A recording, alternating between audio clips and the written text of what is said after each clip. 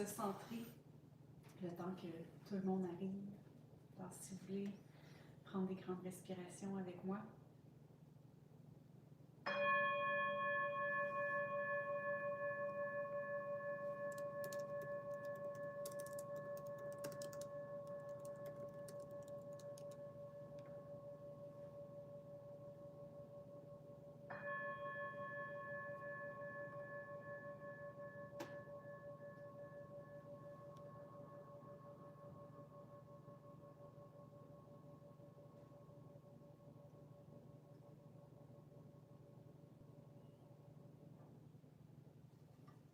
Bienvenue tout le monde, bienvenue à ce live. Ça fait vraiment longtemps que j'en ai fait et j'ai plein de questions de votre part.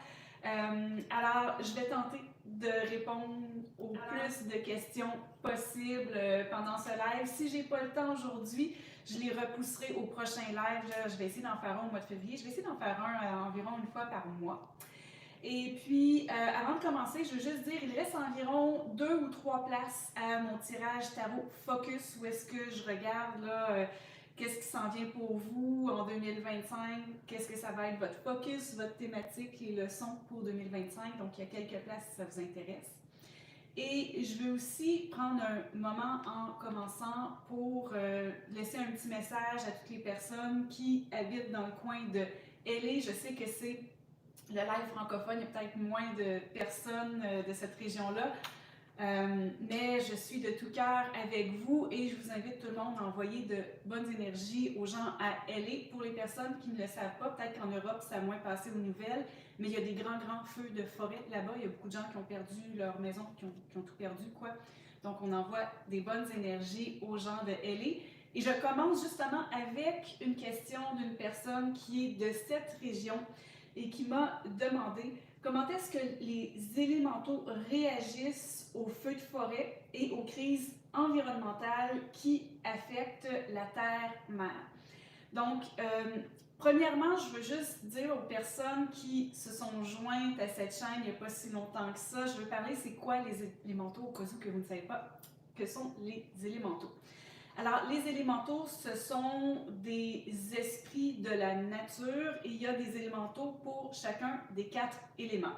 Avec la terre, on a le gnome. Avec l'air, on a les sylphes. Avec l'eau, on a les ondines.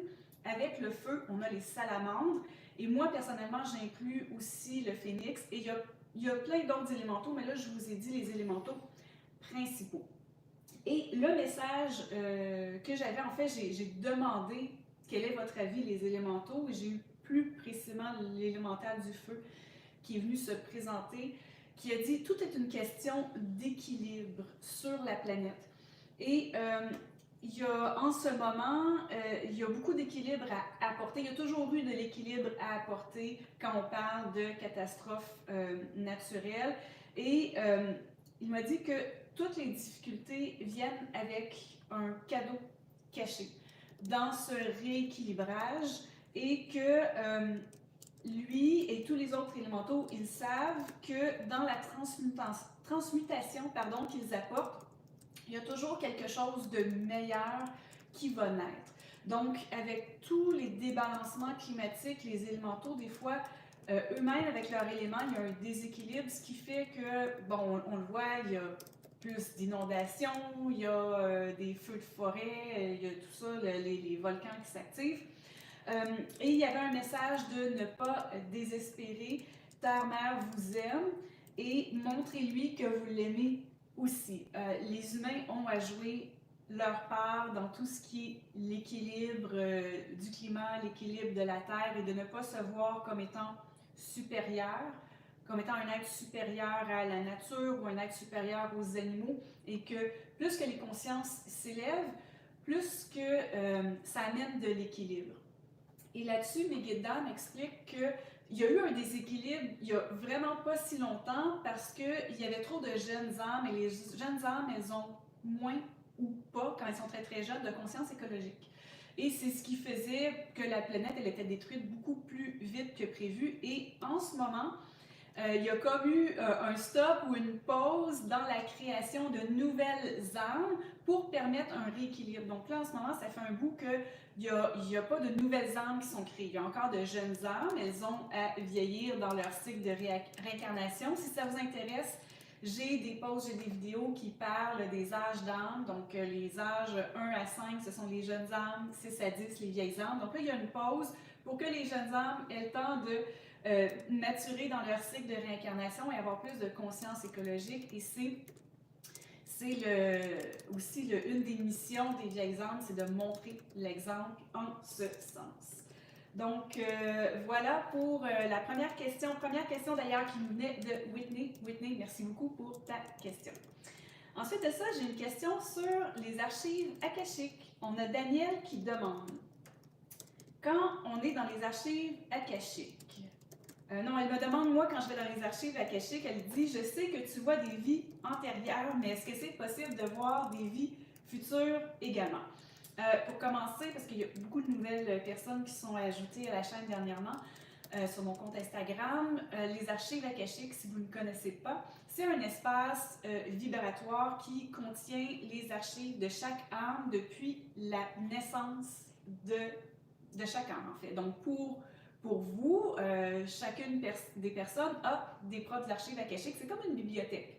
C'est une bibliothèque qui a toutes les informations depuis la naissance de votre âme, toutes vos réincarnations, donc toutes les vies que vous avez vécues, tous vos passages dans le monde invisible, le plan astral, entre vos vies, qu'est-ce que vous avez fait entre vos vies, et aussi c'est quoi le plan de vie que vous avez fait pour la vie dans laquelle vous êtes en ce moment. Donc, les archives akashiques contiennent toutes ces informations-là, contiennent beaucoup de sagesse. Et est-ce que je peux voir des vies futures? Alors, la vie future, après celle que vous vivez actuellement, c'est pas 100% sûr que je vais pouvoir avoir les informations. En fait, ça dépend beaucoup des actions que vous posez dans cette vie-ci. Tant que votre vie actuelle n'est pas terminée, c'est dur de vraiment... C'est difficile de voir la prochaine vie, qu'est-ce qui va vous arriver. Par exemple, on ne veut pas que ça arrive, mais si quelqu'un commet un meurtre ou va voler une banque, bien là, ça vient ralentir l'évolution de l'âme dans son cycle de réincarnation.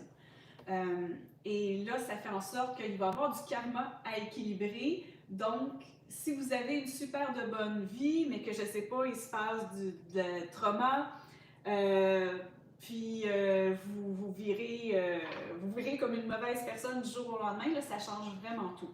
Ce que je peux voir quand je vais canaliser les plans de vie dans les archives akashiques, c'est que je vois des futurs potentiels, mais je vois aussi beaucoup qu'est-ce que votre âme souhaite dans son évolution.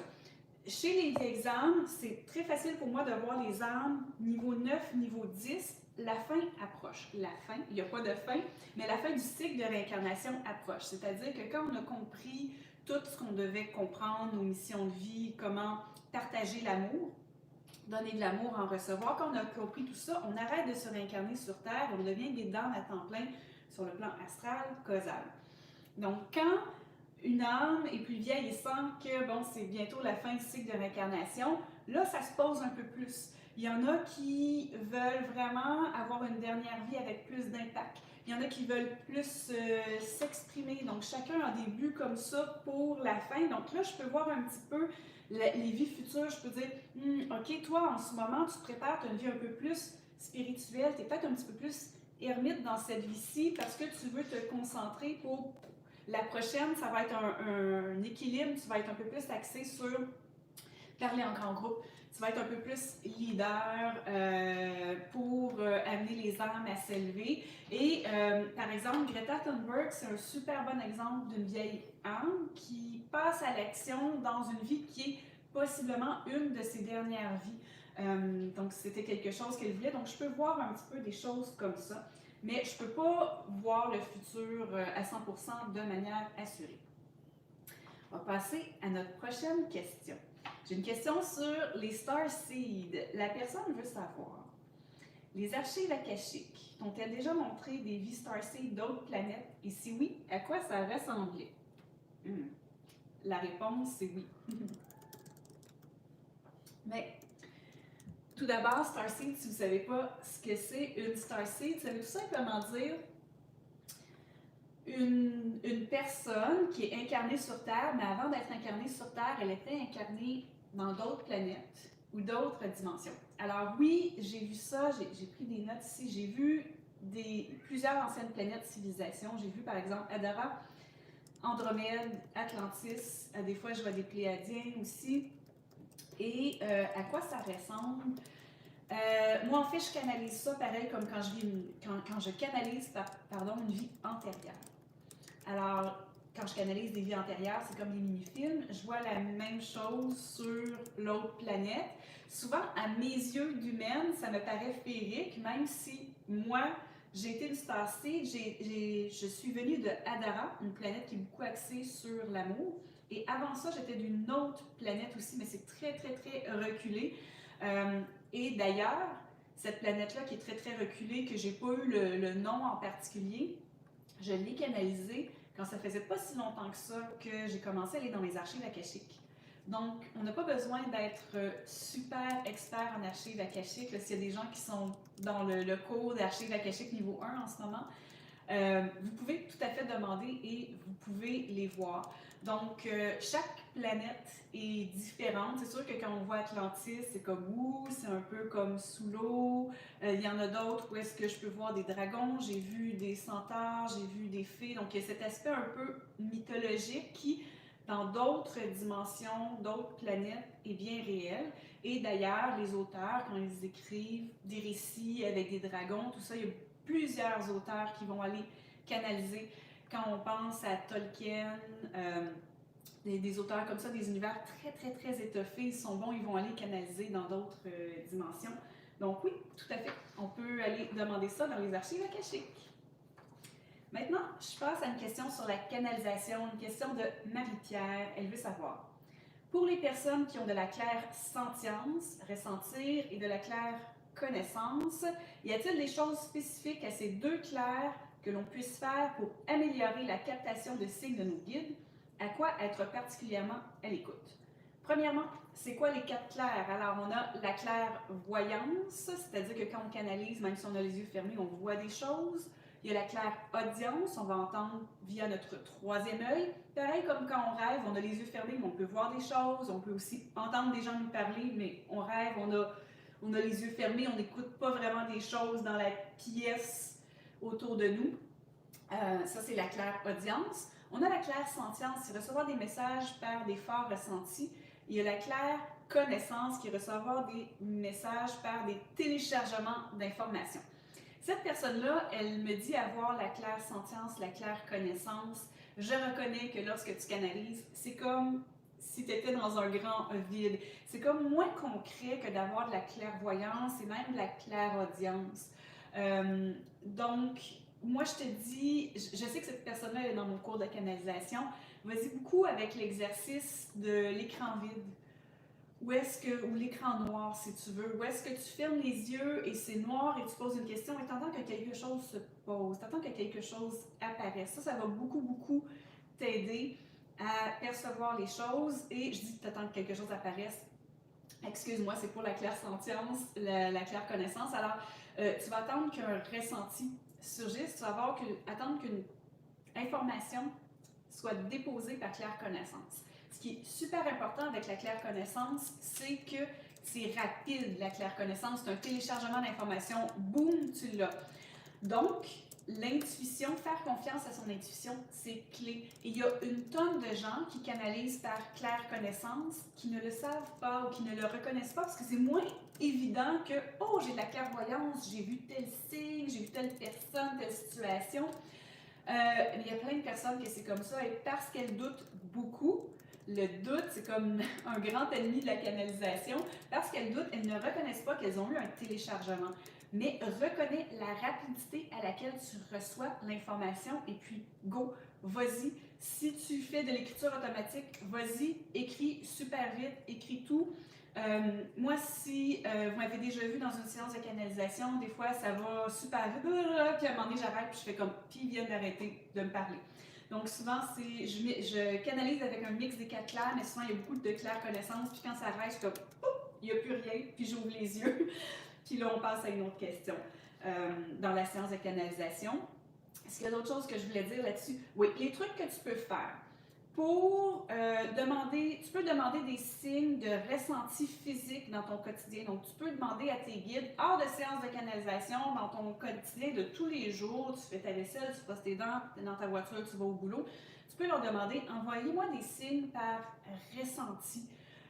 Pose une question et vois quel ressenti soudain t'arrive. Par exemple, tu es en train de conduire ta voiture, puis tu ressens comme une libération, mais par rapport à la question que tu as posée, est-ce que je devrais faire X, puis tu as une libération soudaine, tu n'as aucune idée pourquoi, ça n'a pas rapport avec une musique, ça n'a pas rapport avec ce que tu pouvais penser avant. Ça, c'est vraiment un signe. Donc, pratique-toi avec les ressentis de cette façon-là. Aussi, avec les ressentis, prends des cours soins énergétiques, tout ce qui a rapport avec le Reiki, des trucs comme ça, ressentir les énergies, ça va venir affûter ton sens là, de captation des ressentis de l'énergie. Le reste, je l'ai dit. Bon, ben parfait. Ceux qui me connaissent, vous savez, j'ai besoin de boire ma petite tisane. OK, on va passer à l'autre question. Sur les archives akashiques, encore, on y revient si vous aimez ça. La personne veut savoir quelle est la chose la plus étonnante ou incroyable que tu as vue dans les archives akashiques. Alors, dans mes archives akashiques, j'ai beaucoup aimé une fois où est-ce que j'avais aucune attente, je suis juste allée dans les archives, puis je me suis dit, je vais attendre de voir qu'est-ce qui se présente. Et j'ai eu un groupe de fées, autant aux énergies féminines que masculines, qui sont arrivées, qui ont chanté pour moi. Donc, je l'ai entendu avec Claire Audience. Et je me rappelle encore de cette mélodie. Il y avait des énergies de guérison dans cette mélodie-là. Donc, j'avais pas vraiment besoin de recevoir de l'information. Cette fois-là, dans les archives akashiques, j'avais plus besoin d'énergie de guérison. Ça m'a mis énormément en joie. C'était un super beau cadeau. Et quand j'ai canalisé les archives d'une cliente une fois, j'en ai déjà parlé, donc vous savez peut-être, j'ai canalisé une vie antérieure où c'était une jeune fille en Italie, elle était pas mal jeune, je pense qu'elle avait quelque chose comme 17-18 ans. Elle est tombée amoureuse d'un homme et elle s'est mariée avec lui très très vite. En fait, il voulait vraiment, on se marie, on se marie. Et un coup qu'elle était mariée à cet homme-là, elle a appris que c'est un agent, c'est un espion en fait, un agent double, un espion. Et il lui fallait absolument une femme avec lui pour parvenir à ses fins. Donc en fait, il l'a recrutée comme espionne, mais il n'était pas réellement amoureux d'elle. Et c'était assez spécial ce que j'ai canalisé autour de ça, là, comment ça affectait la vie de cette personne-là. Encore aujourd'hui sur le plan de la confiance et tout, puis c'était fascinant de voir que ouais, cette femme-là, finalement, elle est devenue espionne aussi, mais c'était vraiment, même si c'était triste d'un côté, c'était fascinant à voir, surtout que quand je canalise, je vois tout comme des mini-films. Donc ça, c'était vraiment incroyable de voir quelque chose qui ressemblait un peu à un film de Mission Impossible, comme quoi toute l'inspiration qu'on trouve des fois pour nos créations, on va puiser dans nos vies antérieures aussi, parce qu'il y a eu plein de films comme ça. Donc voilà. J'ai une autre question sur les archives akashiques. On me demande pour les personnes qui ont de la facilité à communiquer à partir de leurs rêves, est-ce possible de consulter ces archives akashiques en dormant? Si oui, comment bien se préparer? Alors, en réalité, on n'a pas besoin de cet espace qu'on appelle les archives akashiques pour aller canaliser des choses, parce qu'on est une pure âme. Et on retourne voir nos guides sur le plan astral quand on est dans un sommeil très, très, très profond. On va communiquer avec nos guides, on va communiquer avec nos proches, si on a des enfants, des conjoints avec qui on a des missions de vie communes ou des liens karmiques. Donc ça se fait la nuit quand on est dans un état de sommeil profond. Donc en théorie, notre âme, elle n'a pas besoin des archives akashiques. C'est plus nous, en tant qu'être incarné. Les archives akashiques, c'est comme une façon d'accéder à la sagesse de notre âme, puis à tout l'historique de notre âme, de ses réincarnations. Donc, quand on est dans la conscience, les archives akashiques, c'est comme un pont super facile pour aller accéder à cette information-là. Quand on est tellement endormi en sommeil profond, on est pure âme, puis on va tout de suite aller chercher ça. Donc, en fait, oui.